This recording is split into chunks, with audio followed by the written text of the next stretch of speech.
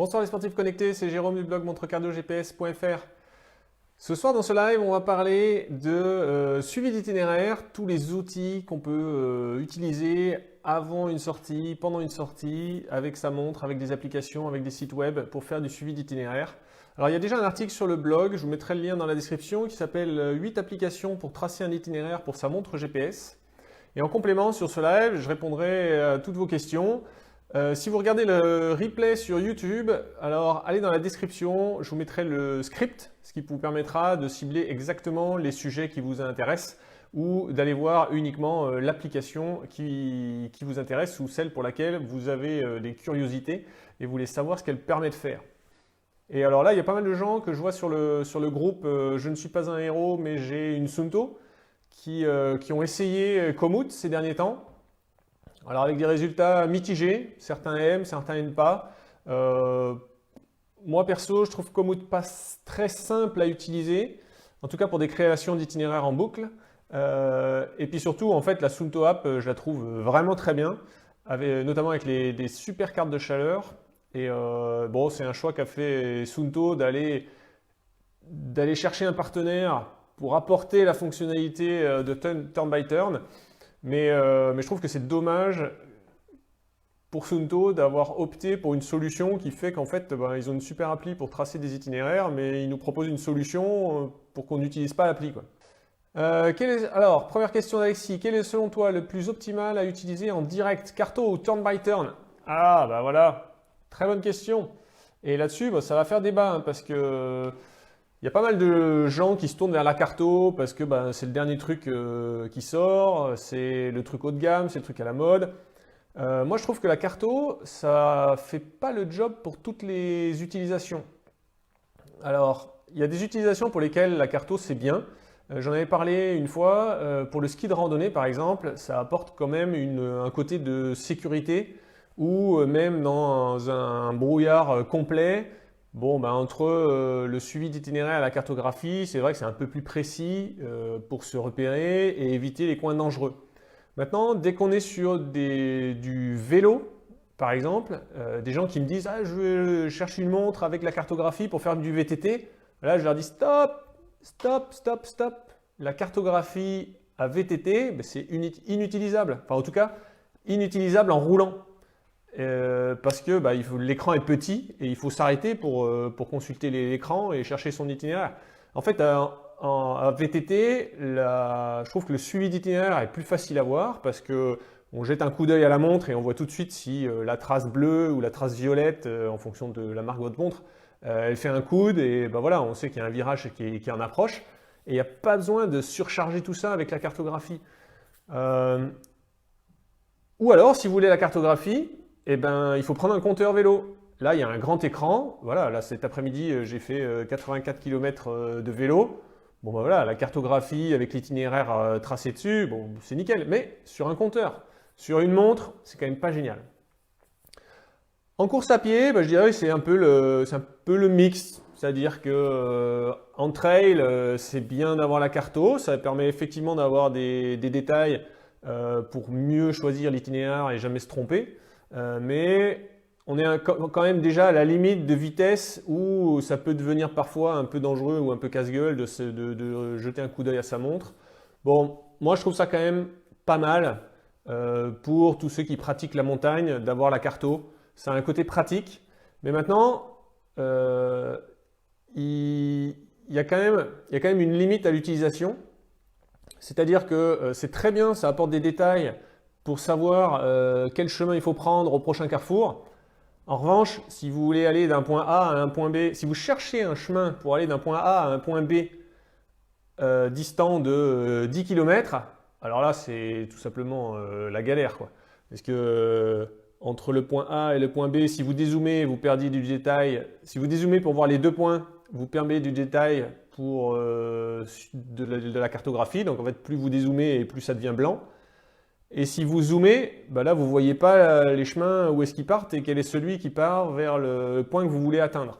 Donc c'est pas fait pour chercher un chemin en fait. Ou alors il faut avoir une Garmin et pouvoir... ce qu'apporte aussi la cartographie, c'est de rendre la montre autonome dans la création d'itinéraires. Et donc, on plotte un point à 10 km et on dit à la montre, je veux aller là. Et là, il y a le plus-value de la cartographie, c'est-à-dire que là, la montre, elle va créer l'itinéraire pour aller à ce point-là. Voilà, et ben, Alexis, j'ai le même usage que toi. Donc là, c'est pas parce que j'ai une montre avec la cartographie. Franchement, à chaque fois que je vais en montagne, je prends une montre avec la cartographie, que j'aille faire du trail, du ski de rando ou même de la randonnée normale. Donc je crache pas sur la cartographie en disant que c'est nul et que ça sert à rien. C'est pas du tout ça. Mais en revanche, pour moi, la cartographie, elle se suffit pas à elle-même. Et donc, si je vais faire une rando, bah, je trace mon itinéraire de rando avant de partir. Si je vais faire du ski de rando, j'étudie mon parcours de ski de rando avant de partir. Si je vais faire du trail, je trace mon itinéraire avant de partir. Et donc, j'ai toujours les deux qui se complètent. J'ai le suivi d'itinéraire et la cartographie qui apporte des détails, exactement comme le dit Alexis. Mathieu, est-ce que la Suunto App est accessible à tout le monde? Alors, je sais pas, j'en ai jamais discuté avec Suunto, je sais pas s'ils veulent que je le dise, mais en fait, oui, on peut très bien télécharger l'application Suunto sur son téléphone, tracer des itinéraires, et puis ensuite les exporter et les récupérer dans une autre appli. C'est possible. Alors, quand je dis je sais pas si Suunto veut que je le dise, c'est parce que c'est quand même pas cool. Ils développent une application, mais on leur achète pas de montre. D'un autre côté, je me dis que celui qui télécharge la Suunto App pour l'essayer, qui la trouve vraiment bien, et du coup, ça va peut-être le faire changer de marque pour son prochain achat. On ne sait pas, on ne sait jamais. Alors, Francis, Komoot, une vraie merde. Alors, je vais nuancer ce que tu dis. Komoot a un fonctionnement particulier parce que, alors je pense que c'est historique, hein. Historiquement, Komoot c'est fait pour faire des déplacements à vélo, ce qui s'appelle du commuting en anglais, c'est-à-dire aller au boulot à vélo. Donc là, on trace un point A, on trace un point B et ça nous trace l'itinéraire pour y aller. Et au retour, on reprend cet itinéraire-là. Ce qui fait que, en fait, quand on veut tracer des boucles, c'est un peu galère. Là, par exemple, cet après-midi, j'ai fait mon itinéraire sur Komoot. Et donc, pour rester dans le rayon de 10 km autour de chez moi, j'ai tracé un point de départ, un point d'arrivée, et puis ensuite, j'ai un peu pointé 4 points aux 4 points cardinaux pour qu'il me fasse un itinéraire comme ça en boucle. Mais du coup, j'ai dû créer un itinéraire. Après, j'ai affiné un peu mon itinéraire en créant des nouveaux points de passage. Et du coup, je crois que je suis arrivé à quelque chose comme un itinéraire des 17 points de passage. Donc bon, c'est un... Mais par contre, une fois que ça c'est fait, les données qu'on a sur l'itinéraire sur Komoot, alors là c'est inégalé. On a toutes les données sur les pentes, les surfaces. Est-ce que c'est du gravier, est-ce que c'est du goudron, est-ce que c'est ça? Donc Komoot, c'est quand même... Bon, ça permet... faut y passer du temps. Là où la Suunto App, c'est facile à utiliser et puis on a un itinéraire vite fait, bien fait. Là, Komoot, ça demande quand même plus de temps. Mais on a une cartographie qui est super précise et on a des détails après, c'est-à-dire pour ceux qui font du VTT, il y a même des cotations de difficulté sur les itinéraires. Les itinéraires de VTT sont représentés et il y a des cotations qui vont de alors je sais plus ça commence à S1 ou S0, je crois que c'est S0, de S0 à S2. Et à S5, pardon, et ça indique la difficulté du parcours à VTT. Bon voilà, initialement c'était une application faite pour du vélo et pour des itinéraires de commute, donc en aller-retour. Bon. Mais alors là c'est Loïc. Voilà, Loïc, il utilise Strava et moi Strava j'ai complètement adopté, hein, je l'ai dit dans ma vidéo sur la mise à jour de Strava. Qui a eu lieu il y a une dizaine de jours. Moi, la création d'itinéraires en boucle par Strava, j'adore et je paye l'abonnement Strava quasiment rien que pour ça. J'analyse assez peu de données sur Strava. Alors, je le fais quand même, l'analyse de données, parce que Strava, finalement, maintenant, c'est devenu le compte vers lequel convergent les données de toutes mes montres, que je sois en train de tester des Polar, des Garmin, etc. Il y a deux raisons à ça. C'est que d'une, je peux envoyer toutes les données de mes montres, quelle que soit leur marque, vers Strava. Et de deux, c'est que Strava supprime automatiquement les doublons. C'est-à-dire que cet après-midi, j'avais 2 montres et un compteur. Bon, bah, dans Strava, il me ressort une activité. Donc ça, c'est quand même super bien. Et pour la création d'itinéraires, bah, Strava, c'est le top. On dit, je veux faire du vélo, 50 km, avec du dénivelé, sur du goudron, clac. Et 3 secondes plus tard, on a 3 itinéraires. La fois d'après, vous voulez faire du VTT. Alors là, vous dites, je veux faire du vélo, 30 km, avec du dénivelé, sur du... alors je ne sais plus comment ils appellent ça, quand c'est pas du goudron, on va dire sur du gravier ou de la terre. Je crois que c'est terre qu'ils utilisent. Top. Et ça y est, on a 3 itinéraires de VTT. Alors, Komoot est super pour le vélo de route, ça permet de ne pas se retrouver sur un chemin ou un sentier. Eh ben exactement, tu vois, alors manuel. Moi, j'ai fait la mère expérience le week-end dernier, non, il y a 15 jours, où j'ai tracé un itinéraire vraiment à l'arrache, à la va-vite, et j'avais pas fait gaffe que j'avais laissé l'option course à pied au lieu de l'option vélo. Et du coup, bah, ça m'a fait passer par toutes les pistes en gravier, des chemins de terre et tout. Bon, alors bien sûr, j'y suis pas passé parce que j'étais en vélo de route. Donc à chaque fois, je faisais demi-tour. Mon compteur, il recalculait un itinéraire. Bah, heureusement que j'avais un Garmin Edge 1030. Et donc, 1030 ou 1030 plus, je sais plus. Et donc le compteur me recalculait un itinéraire. Donc j'allais un petit peu plus loin. Et puis le compteur me ramenait sur l'itinéraire. Donc j'évitais mes merdes comme ça. Mais voilà. Donc, bah, c'est la force de ces applications hein, là-dessus pour la création d'itinéraires de Strava. Strava, la dernière fois que j'ai vu un décompte, ils avaient 4 milliards d'activités sportives d'enregistrées. Donc, on imagine bien que quand on demande un itinéraire vélo de route ou un itinéraire course à pied ou un itinéraire VTT à Strava, bon, ben, ça va être à peu près fiable, quoi, parce que sur 4 milliards d'activités, ok, il y a peut-être un clampin qui s'est trompé de route ou alors qui fait du VTT avec son vélo de route, mais alors, je fais souvent comme ça en fait, c'est parce que vous ne voyez pas, mais mon vélo est là. Mais en fait, je ne devrais pas le faire ça. La caméra est là et vous ne voyez pas mon vélo. Donc voilà, quand on demande un truc à Strava, on est à peu près sûr de la fiabilité et il n'y aura pas de problème, quoi. Sauf si, comme j'ai fait, voilà, la connerie, quand j'étais trop pressé, je voulais faire l'itinéraire vite fait, ils annonçaient de la pluie, je voulais sortir vite. Et voilà, j'ai fait de la merde parce que j'ai sélectionné et j'ai ploté quelques points, fait mon itinéraire, mais j'avais laissé l'option course à pied au lieu de vélo. Les itinéraires Strava sont synchronisés automatiquement avec Garmin Connect. Alors ouais, ça c'est aussi un truc qui est super bien. Alors je vais faire un petit rappel là. De Strava, vous pouvez avoir une synchronisation automatique vers Garmin Connect. Et de Komoot, vous avez une synchronisation automatique vers à peu près tout le monde maintenant en fait, sauf Coros. C'est-à-dire que vous pouvez faire une synchro vers Garmin, Polar, Suunto et Wahoo. Alors Wahoo pour l'Element Rival, je ne sais pas si vous avez lu le test, c'est la première montre GPS de Wahoo. Donc là, mais si vous avez un compteur Wahoo, eh ben, même chose, vous pouvez le tracer un itinéraire sur Komoot et il y aura une synchro automatique vers l'application Wahoo. Alors Alexis qui parle du live tracking. Alors je vais rappeler ce que c'est, hein. C'est la possibilité d'être suivi en direct. Alors, comme aujourd'hui, il y a encore très peu de montres qui sont capables de se connecter par le réseau 3G, 4G, en fait, la montre envoie les données en Bluetooth au téléphone et ensuite, il faut que le téléphone soit connecté en 3G, 4G. Pour envoyer ça sur Internet, il y a un email qui est envoyé à votre correspondant, votre ami, votre famille, etc. Et ils peuvent vous suivre votre déplacement en direct. Alors déjà, pourquoi est-ce que Garmin est le seul qui le propose? C'est plus vrai parce que j'en ai parlé juste avant, enfin non, j'en ai pas parlé, mais j'ai cité la Wahoo Element Rival fait du live tracking.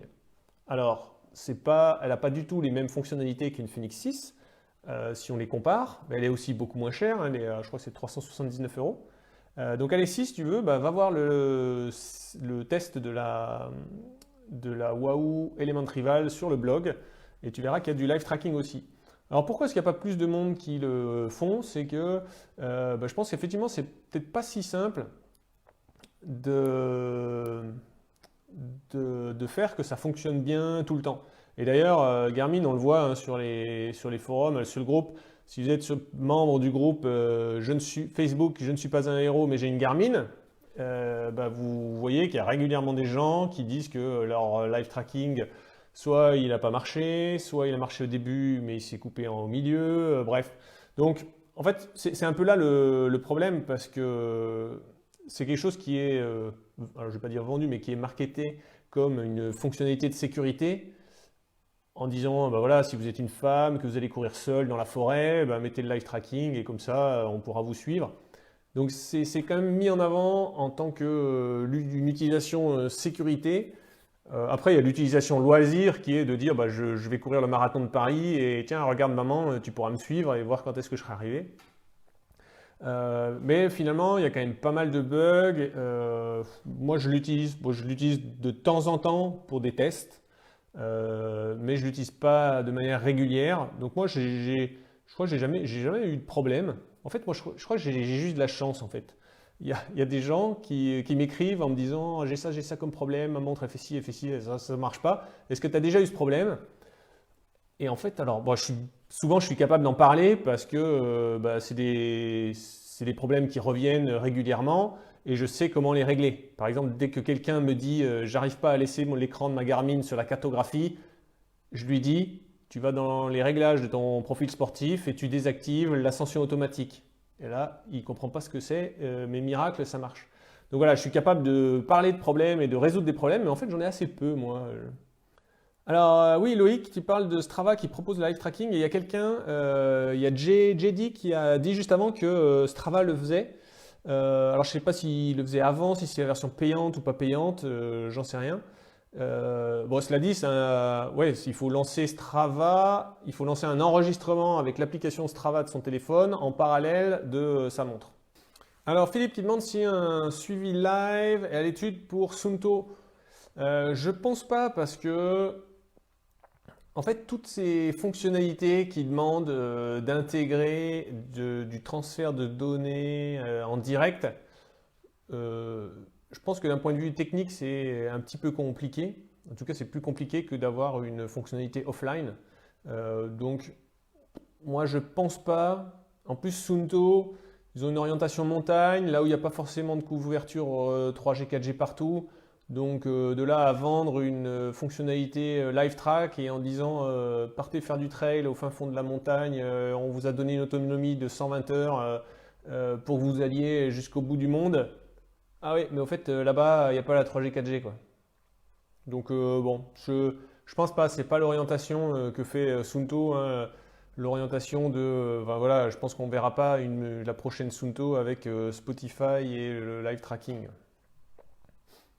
Alors, sauf si, le seul truc où je peux voir ça, c'est sur la Suunto 7, mais pas avec un développement Suunto, avec un développement Wear OS. Donc, si Google décide d'ajouter le live tracking sur Wear OS, toutes les montres Wear OS en profiteront, et peut-être y compris la Suunto 7. Ah, alors Niels, qui n'arrive pas à activer le turn by turn sur la Phoenix 6, ben normalement c'est assez simple. Alors, en général, les gens qui n'ont pas le turn by turn, c'est qu'ils récupèrent un fichier GPX, soit qu'on leur envoie, soit qu'ils le récupèrent sur le site d'une course ou des choses comme ça. Et si dans ce fichier GPX, il n'y a pas les waypoints pour indiquer le turn by turn, ben même si vous l'importez dans une montre qui fait du turn by turn, eh ben, il n'y aura pas de turn by turn, quoi. Donc là-dessus, j'ai fait une vidéo. Alors, je ne sais plus comment elle s'appelle exactement, mais elle doit se faire un truc du style comment obtenir les indications turn by turn Garmin. Tapez ça dans YouTube. Et d'ailleurs, je me souviens même plus trop la manip, mais c'était une histoire d'un TCX. C'était un itinéraire TCX et non pas GPX. Et en fait, je me souviens même plus du problème et de la solution que j'avais apportée, mais j'avais trouvé une solution. Et bon, généralement, donc le problème, il vient de ça. C'est des gens qui récupèrent un GPX quelque part et qui le mettent directement dans leur montre sans passer par Garmin Connect. Et là, effectivement, il n'y a pas de turn by turn s'il n'y en a pas dans le fichier. Et du coup, la solution, c'est votre GPX, vous l'importez dans Garmin Connect.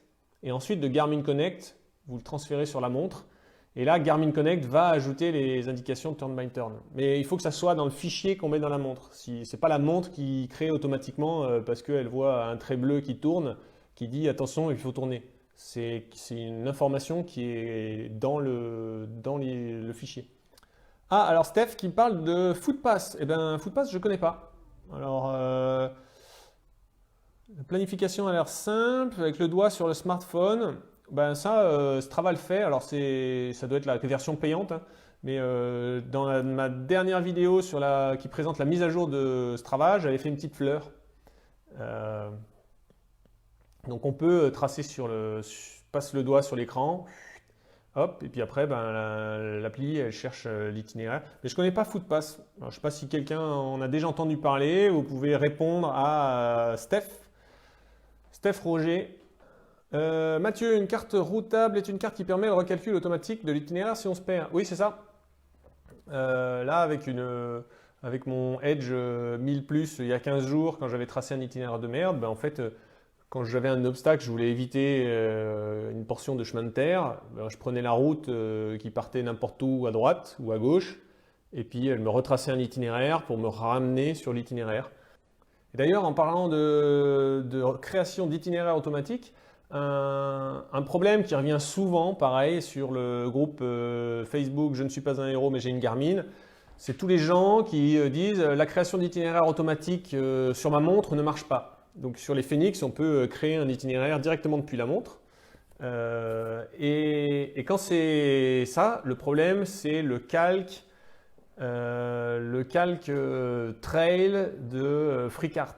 Donc en fait, dans l'article sur le blog sur comment installer une carte autre qu'une carte Garmin dans une montre Garmin, eh bien, je recommande FreeCart et je crois il faudrait que j'arrête de se recommander de télécharger la carte plus le calque FreeCart que le calque Trail parce que déjà la carte seule suffit. Et du coup, les gens ils activent le calque Trail et ce calque Trail fait planter la recherche, la création d'itinéraires automatiques. Et du coup, la solution, c'est tout simple, hein, c'est de désactiver le calque, de lancer la création d'itinéraires automatiques. Avec la carte FreeCart, ça marche.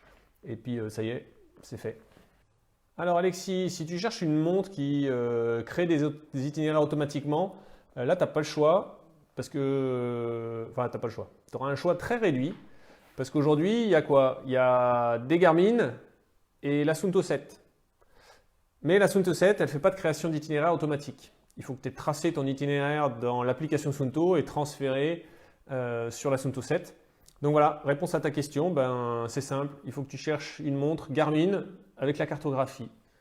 Donc là, tu as les Phoenix 5 Plus, les Phoenix 6, la Forerunner 945. Et voilà. En fait, ça vient aussi du fait que j'ai jamais réussi à tester une Apple Watch. J'ai déjà contacté plusieurs fois Apple qui m'a pas toujours répondu, mais qui, lorsqu'il m'a répondu, m'ont dit qu'ils n'étaient pas intéressés par fournir une montre en test. Donc là, bon, on va revenir à un peu ma philosophie ou ma politique ou ma ligne de conduite, hein. Moi, je ne veux pas acheter les montres GPS que je teste parce que je ne veux pas, étant donné que le modèle de fonctionnement du blog, c'est qu'en fin de test, je vous mets des liens vers lesquels vous pouvez passer pour passer commande chez Iron ou Amazon et je touche une commission. Si j'étais obligé d'acheter toutes mes montres à coût de 500-600 euros pièce, je pense qu'il y aurait un biais pour essayer de dire bon bah là ma montre à 600 euros, il faut que je la rentabilise et donc il faut qu'ils aillent, faut que je leur dise qu'elle est super pour qu'ils aillent sur le lien Iron et qu'ils la commandent. Et ça, moi, je veux pas ça. Moi, je veux pouvoir dire une montre, bah non, elle n'est pas très bien et je vous conseille pas de l'acheter. C'est par exemple ce que j'avais fait sur les Casio ProTrek, par exemple. Je trouve que l'utilisation est tellement bizarre que ouais, c'est une niche pour quelques personnes qui ont une utilisation particulière. Mais tous les gens, c'est pas parce qu'il y a la cartographie que j'ai dit que les Casio ProTrek étaient géniales, que c'était une super montre avec la cartographie et qu'elles peuvent concurrencer les Phoenix 6. Pas du tout. Et donc là, en fait, le mode de fonctionnement que j'utilise, hein, c'est que les marques m'envoient des montres. Elles me les laissent en prêt, en général 1 mois, 2 mois. Parfois, elles me les laissent. Ce qui permet, moi, après, de les ressortir au moment des mises à jour. Ça, je trouve ça super intéressant, de vous refaire une vidéo sur les nouvelles fonctionnalités lors de mises à jour. Donc, je les reçois gratuitement. Et du coup, et après, ça n'empêche pas que je sois libre de publier tout ce que je veux. Et en fait, le problème avec Apple, c'est qu'il suffit qu'ils disent on va annoncer un nouveau produit et ils ont tous les journalistes du monde entier devant eux. Donc en fait, effectivement, un blogueur Jérôme de montre cardio GPS, bon, bah, ça les intéresse pas. Mais c'est dommage, parce que franchement, hein, tous les gens sur Facebook ou autres, hein, tous les gens il y a pas mal de gens qui ont une Apple Watch pour faire du sport et qui en sont très contents. Alors Laurent, quelle est la meilleure application pour les itinéraires vélo de route? Eh ben moi, je dis que c'est Strava. L'année dernière, donc, alors il faut savoir qu'à la base, je ne suis pas un cycliste, hein. J'ai un vélo que j'ai acheté d'occasion à 195 €, avec lequel j'ai fait le triathlon de Cannes. Donc, alors avant le triathlon de Cannes, ma plus grande distance à vélo, c'était 36 km à VTT. Et le triathlon de Cannes, c'était 107 km avec 1700 mètres de dénivelé. Et donc je ne suis pas cycliste à la base. Simplement, ben voilà, j'aime bien le triathlon. J'ai découvert le triathlon grâce à Polar, j'aime bien le triathlon. Et donc l'été dernier, je suis monté en puissance et je me suis dit, bon ben voilà, après le triathlon de Cannes, est-ce qu'un jour je peux m'attaquer à un Ironman? Donc je suis monté en puissance jusqu'à 180 km et j'ai tracé tous mes itinéraires avec l'application Strava. Donc j'ai commencé par dire à Strava, avec chaque fois des créations automatiques. Alors chaque fois, sauf la dernière fois, je vais vous expliquer pourquoi. Donc la première fois, j'ai dit fais-moi un itinéraire de, je ne sais plus par quoi j'ai commencé, j'ai dû commencer par 45 km, plat et goudronné. Hop. La fois d'après, je lui ai demandé 60, après 75, après 85, etc. Et j'ai monté comme ça chaque week-end. Et pourquoi j'ai pas réussi à faire le dernier en création automatique? C'est parce que l'outil de création automatique de Strava s'arrête à 150 km. Donc en fait, pour le dernier, j'ai demandé un itinéraire 150 km et ensuite je l'ai modifié à la main pour faire allonger un petit peu la boucle pour arriver à faire 180 km. Alors Wikiloc, Philippe qui parle de Wikiloc. Oui, Wikiloc, alors je connais, mais j'ai pas encore essayé. Je n'ai vu, j'ai lu quelque chose dessus et du coup je me suis dit tiens, il faut que j'essaye. Mais j'ai encore pas le temps de le faire. En fait, il faut savoir que je suis limité par le temps. En fait, c'est absolument pas l'envie. Mais il y a plein de tests, il y a plein d'applications, il y a plein de montres. Là, en ce moment, je teste aussi le site Quantified Self et l'appli Nolio, parce que beaucoup de gens m'en parlent et beaucoup de gens me demandent si c'est bien, etc. Donc, le site, vous pouvez aller voir sur le blog, j'ai fait un article qui s'appelle... Je vais retrouver le titre exact. 8 applications pour tracer un itinéraire pour sa montre GPS. Donc là-dedans, je vous en parle de 8, mais voilà, j'ai encore pas eu le temps de tester Wikiloc. Je débute simplement avec, enfin je débute non, j'ai déjà accumulé pas mal de données parce que j'ai créé mes comptes il y a un mois sur Nolio et Quantified Self. En fait, c'était suite à tous les gens qui se plaignaient, qui ne pouvaient pas faire leur analyse sur ordinateur avec leur Suunto, avec la nouvelle Suunto app. Et donc, une solution qui est viable, c'est de passer par Nolio. Et donc voilà pourquoi je le teste, pour répondre à ces gens-là. En fait, il faut savoir que il y a une partie des articles sur le blog qui viennent de, voilà, je reçois une nouvelle montre, là j'ai la Vantage V2, donc Vantage M2. Donc le prochain test sur le blog, ce sera le test de la Polar Vantage M2. Donc il y a une partie de mes articles qui sont liés aux montres ou aux compteurs que j'ai en test. Puis après, il y a une partie des articles qui sont liés simplement à des besoins que je ressens lors des échanges, dans ce que je lis sur les forums. Et pour ça, d'ailleurs, je suis super content d'avoir créé les groupes sur Facebook. Là, je ne suis pas un héros, mais j'ai une. Et puis vous mettez la marque de votre montre. Alors il y a tout, hein. Il y a de Apple à Garmin, en passant par Coros, Fitbit, Garmin, Polar, il y a tout. Et parce qu'en fait, c'est là que je vois un peu vraiment le besoin des gens. Et du coup, c'est de là que je tire mon inspiration. Et ensuite, une appli que j'aime bien pour l'itinéraire, c'est les... Alors, on a discuté tout à l'heure avec Alexis qu'il fallait combiner cartographie plus suivi d'itinéraire. Et j'ai dit que je le faisais tout le temps. Cet hiver, j'ai essayé pour la première fois de voir si on pouvait s'en passer avec l'utilisation de la carte de chaleur sur la Suunto 7. Il faut savoir que donc la Suunto 7, c'est la seule montre GPS. Non, c'est pas la seule montre GPS. Il y a les Garmin aussi, mais sur les Garmin avec Carto, c'est moins visible. Les traits violets sur les Garmin, il y a un calque carte de chaleur, mais il est beaucoup moins exploitable que la carte sur la Suunto 7.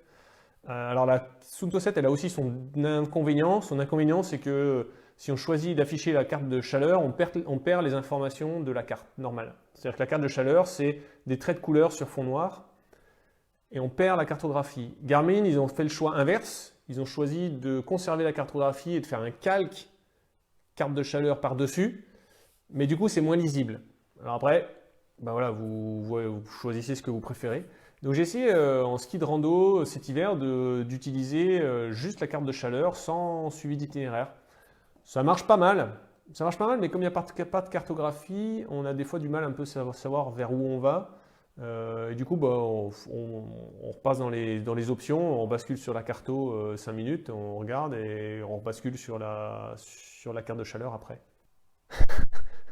Ah là là, vous êtes incroyable. Et des fois, vous chopez. Alors là, c'est Régis. Régis qui, en montrant un peu ça, s'est dit tiens, c'est un bracelet que je ne connais pas, donc c'est une montre que je ne connais pas.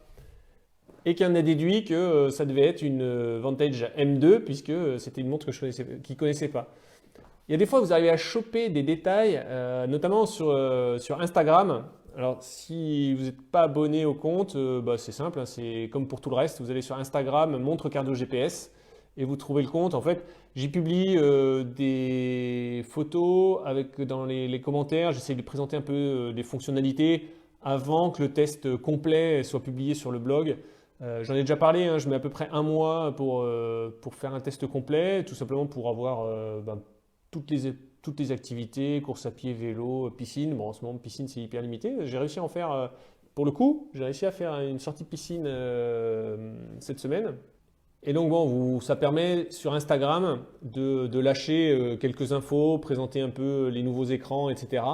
avant d'attendre, de vous faire poireauter un mois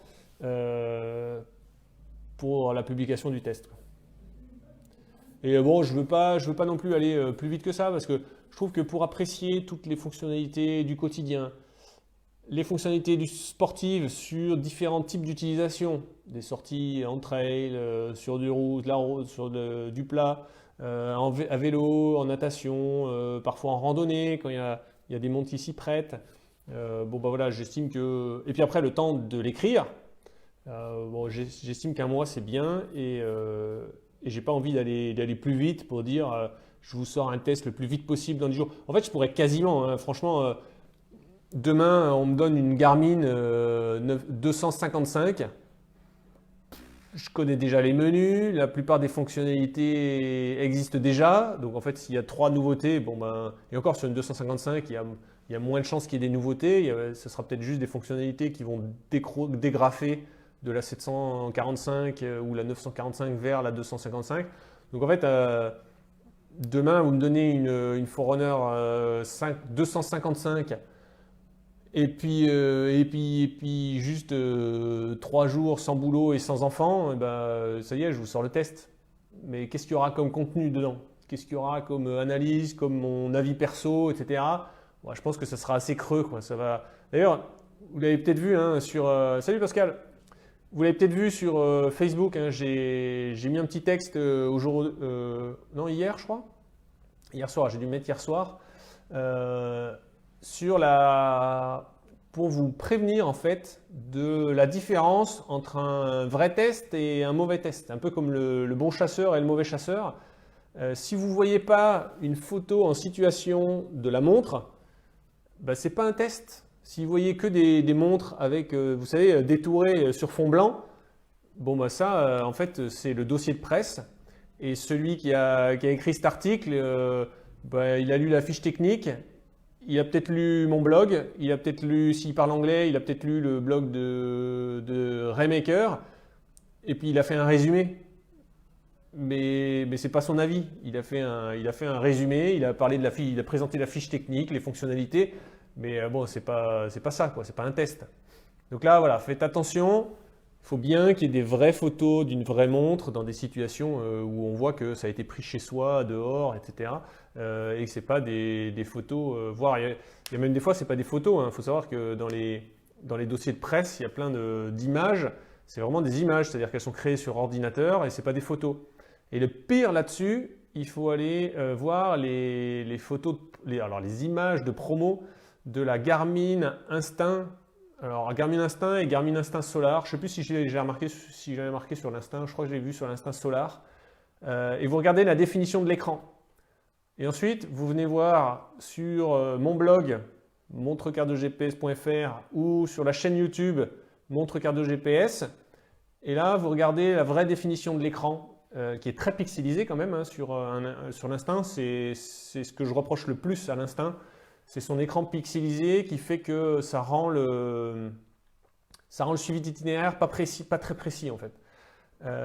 Et donc, si vous comparez l'image de l'écran du site Garmin et la photo de l'écran réel, bah, vous verrez une réelle différence. Ah, bonne question Laurent. Les mises à jour des cartes Garmin sont assez rares. Alors, j'ai envie de dire, est-ce qu'on construit des routes souvent? Bon, à mon avis, c'est peut-être ça. Les cartes Garmin, il faut savoir que c'est une base de OpenStreetMap. Alors après, une fois que j'ai dit ça, je ne sais pas quelle est la part de retravail de Garmin. Donc en fait, ils se basent sur les données OpenStreetMap. Après, je ne sais pas, eux, tout le process qu'ils mettent dessus en plus, ou voire pas du tout. Je ne sais pas trop. Donc après, effectivement, OpenStreetMap, c'est théoriquement une carte qui, comme elle est collaborative, elle est censée évoluer. C'est-à-dire que OpenStreetMap, c'est un projet collaboratif mondial où finalement n'importe qui va sur un chemin, qui découvre, tiens, ça c'est un nouveau chemin, et tiens, il n'est pas sur OpenStreetMap, bah, je vais le rajouter. Donc c'est une carte qui peut évoluer. Après, pourquoi est-ce que la mise à jour de Garmin est assez rare? Ben, peut-être que la mise à jour OpenStreetMap, elle est aussi assez rare. Peut-être qu'on ne construit pas beaucoup de routes souvent. Hein, donc, je pense que ça me semble assez normal qu'il y ait assez peu de mises à jour. Ah! Alexis apporte une précision. Il est super technique. Et en fait, j'ai mal compris ce qu'il a écrit tout à l'heure. En fait, c'est la mise à jour Garmin.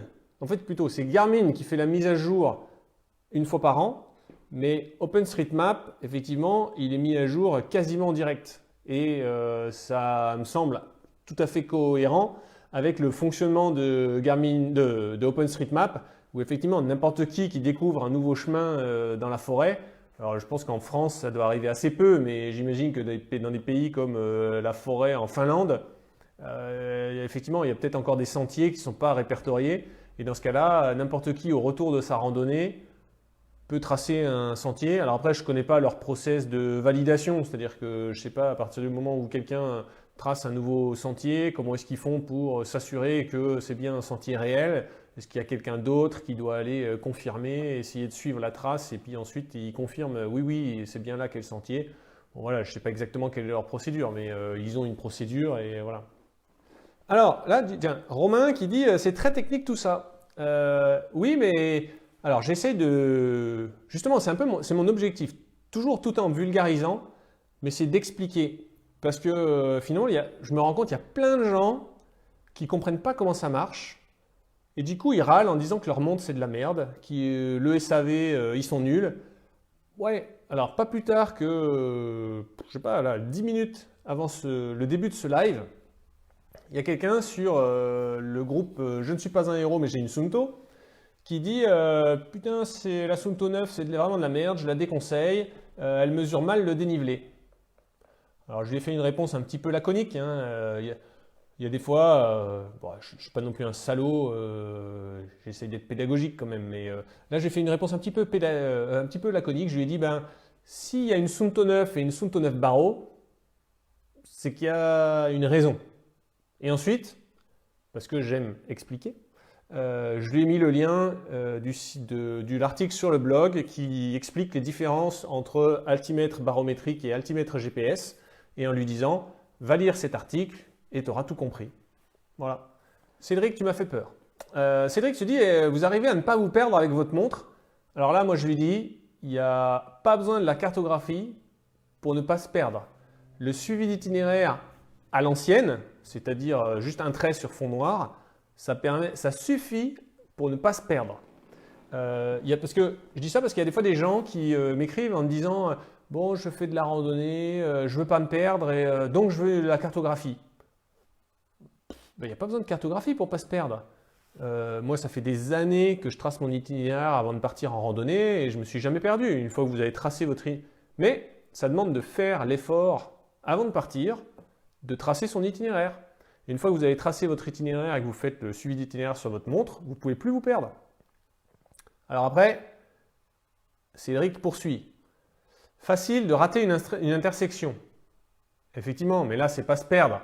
Si tu fais 20 mètres par là avant de te rendre compte qu'au carrefour, 20 mètres derrière, il fallait tourner un petit peu plus à droite, bon, moi je ne considère pas ça comme se perdre.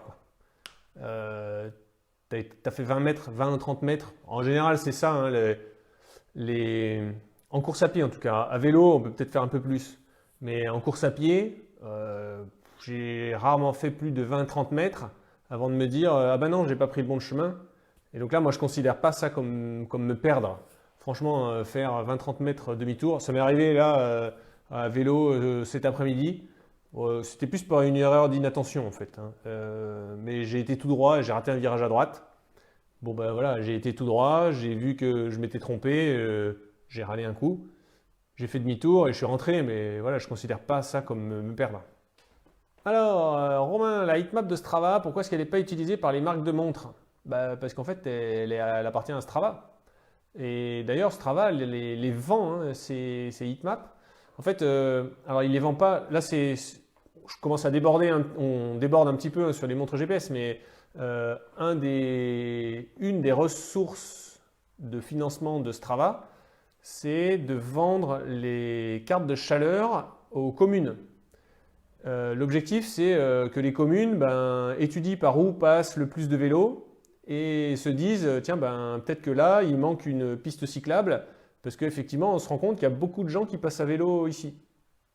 Et donc là, à Strava, ils vendent leurs cartes de chaleur notamment à des villes, à des mairies.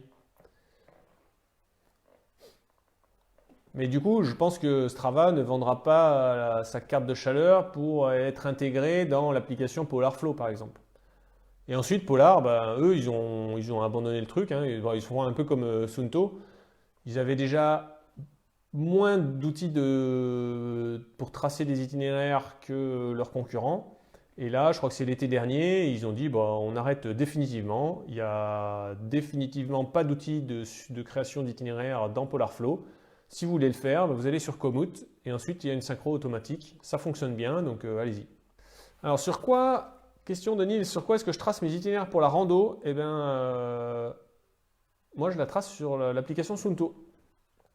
En fait, pour la majorité de mes itinéraires, tout ce qui est trail, randonnée, enfin je dirais même presque tout ce que je fais à pied, je le fais sur l'application Suunto.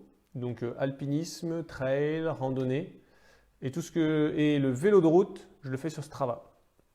Voilà, cet après-midi, j'ai utilisé Komoot parce que je trouvais Komoot assez simple. Strava, ça va faire une boucle. Or là, comme je voulais rester dans le cercle de rayon 10 km du confinement, c'est pas une boucle qu'il fallait que je fasse parce que je voulais faire une grande distance quand même. Donc c'est pas une boucle qu'il fallait que je fasse. En fait, il fallait que j'aille sur le cercle de 10 km. Ensuite, je voulais faire le cercle de 10 km et ensuite rentrer à la maison. Donc c'est un petit peu plus compliqué. Donc ça, je l'ai fait sur Komoot, en plotant le centre du cercle, un point cardinal, 2 points cardinaux, 3 points cardinaux, 4 points cardinaux, quatrième point cardinal, hop, et retour. Mais sinon, alors je le fais sur l'application Suunto, tout simplement parce que j'aime bien switcher entre cartographie et carte de chaleur. Et ils ont des super cartes de chaleur sur l'application Suunto. Et donc, si je sais où je veux aller, j'utilise la cartographie.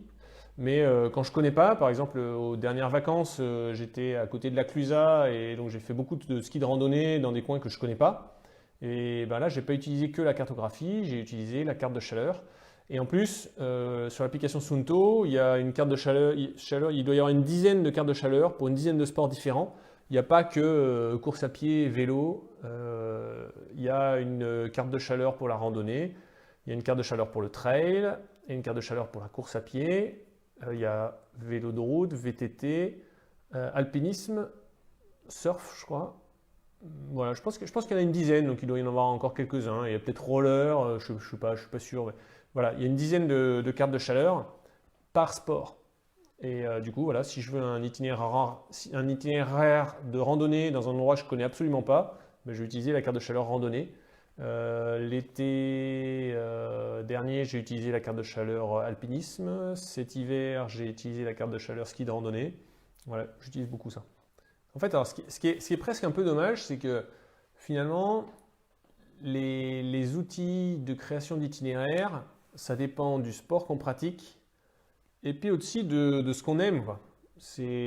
Donc il y a des gens qui vont dire, qui jureront que par Komoot, il y a des gens qui jureront que par Strava, il y a des gens qui jureront tout ça, c'est pas ça. Et en fait, finalement, c'est assez difficile. Moi, je vous en parle comme ça. Vous voyez, ça fait 1 heure qu'on en parle, mais parce que ça fait des années que je teste tout ça. Il y a un coup, là, je crois, j'ai échangé avec quelqu'un qui me disait, ouah, c'est incroyable. En fait, on a commencé à échanger sur Instagram et il venait d'avoir une Fenix 6 Pro. Et donc, il m'a posé une question, je lui ai répondu. Puis 3 jours plus tard, il m'en a posé une autre. D'abord, il m'a contacté, je crois, pour avoir des conseils, pour savoir quelle montre choisir. Donc, je lui ai répondu. Et ensuite, il a commencé à me poser une question sur une fonctionnalité. Je lui ai répondu. Ensuite, il m'a posé une question, comment faire ça? Je lui ai répondu, ta. Et à chaque fois, ces messages sont assez espacés. Hein. Il ne m'a pas spammé, parce que ça, je trouve ça un peu saoulant. Les gens qui me spamment, ou alors les gens qui m'envoient une question, et puis genre 1 heure après, ils m'envoient un point d'interrogation parce que je ne leur ai pas répondu. Ouais, bon, enfin, je fais ça sur mon temps libre, quoi. Donc j'attends d'avoir du temps libre avant de répondre aux gens. J'ai un boulot et une famille. Et donc, bon, nos échanges se sont étalés sur plusieurs semaines. Puis au bout d'un moment, il me dit, ouais, c'est incroyable tout ce que tu sais, à chaque fois tu as une réponse à tout. Mais je lui dis, ouais, j'ai un blog sur les montres GPS depuis 6 ans et j'y passe une dizaine d'heures par semaine. Donc ben, on fait le total. 10 heures par semaine pendant 6 ans. Maintenant, on a un petit peu plus de 6 ans. Je crois que les 6 ans, c'était au mois de février. J'ai rien mis sur les réseaux sociaux, mais je crois que je les ai zappés. Je devais être en vacances et je n'avais pas vu que c'était tombé sur la date anniversaire. Mais voilà, ce qui fait que je peux parler de tout ça de tête, mais c'est parce que je le pratique et je le pratique beaucoup et depuis longtemps. Donc après, bon, des fois, j'oublie un peu des choses, etc. J'espère que vous m'en voulez pas trop, mais du coup, quand j'en parle, ben, ce soir, je vous parle de suivi d'itinéraire que j'utilise depuis 5 ans. Je vous parle d'une application que j'utilise, Suunto par exemple, la tracée de suivi d'itinéraire automatique. Je ne l'ai pas étudié juste pour le live de ce soir. Je l'ai utilisé intensivement tout l'été dernier. Les cartes de chaleur Suunto, ben voilà, je les ai utilisées en été, je les ai utilisées en hiver. Depuis, je sais pas, ça doit faire au moins 2-3 ans qu'ils ont des cartes de chaleur. 3 ans bien, parce qu'elles étaient sur MouseCount avant d'être sur la nouvelle Suunto app. Donc voilà, j'ai pas révisé juste avant de faire ce live. En fait, c'est juste que là, j'ai répondu à une question parce que je l'avais vue il y a 3 ans. J'ai répondu à une autre question parce que je l'ai vue il y a 1 mois. Et voilà. Mais après, comme je l'ai dit tout à l'heure, c'est juste une question de temps. Et quand on me parle de Wikiloc, par exemple, bah là, j'avoue, je ne connais pas. Et c'est pour ça que bah, là, en ce moment, j'en parle pas, mais je suis sur Nolio et Quantified Self. Et puis, ben, peut-être qu'une prochaine fois, on refera un live sur les outils d'entraînement et je serai capable de vous parler de Nolio et Quantified Self. Open Runner, alors là, Manuel qui parle des applis qu'il utilise. Open Runner pour le trail, on n'en a pas beaucoup parlé, mais ça ne m'étonne pas parce que Open Runner, c'est la seule application qui propose des cartes IGN. Donc je pense notamment au trail, mais aussi à tous les gens qui veulent faire de la randonnée. C'est bien parce qu'il y a les GR qui sont représentés. Alors, la dernière fois que j'en étais servi, c'est un peu bizarre parce que sur l'ordinateur, les cartes IGN sont en accès gratuit, Par contre, sur l'application sur téléphone, les cartes IGN, c'est dans la version payante uniquement.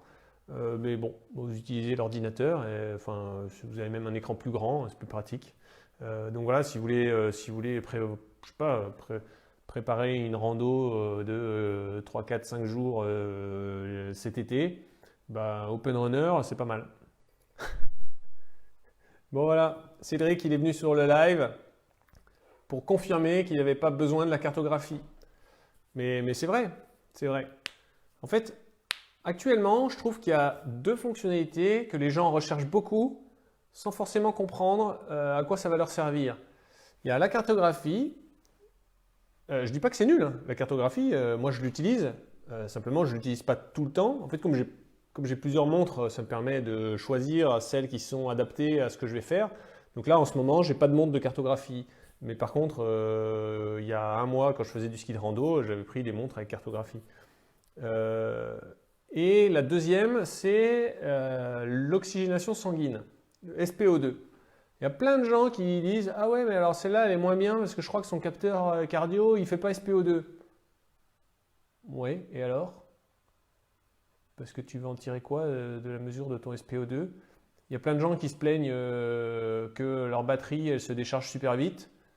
Et du coup, les premiers commentaires, avant même, souvent c'est ça qui est bien, c'est pour ça que j'avais créé des groupes Je ne suis pas un héros, mais j'ai une, et vous mettez la marque de votre montre.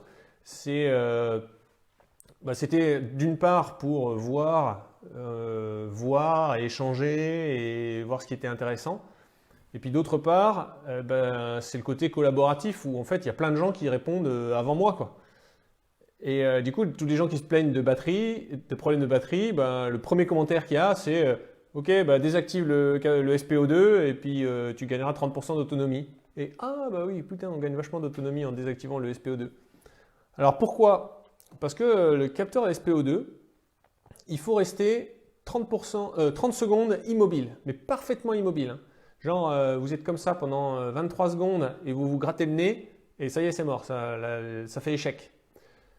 Du coup, ce qui se passe, c'est que en fait, la montre, elle tourne tout le temps, elle essaie tout le temps de faire une mesure. Là où, je sais pas, l'algorithme, peut-être qu'une mesure de SpO2 toutes les minutes, ça suffirait. Ou là, pas toutes les minutes, je sais pas, peut-être qu'une mesure de SpO2 toutes les 10 minutes, ça serait suffisant. De toute façon, sur Garmin Connect, je crois que c'est présenté par demi-heure, je crois, ou par heure, les bâtons là.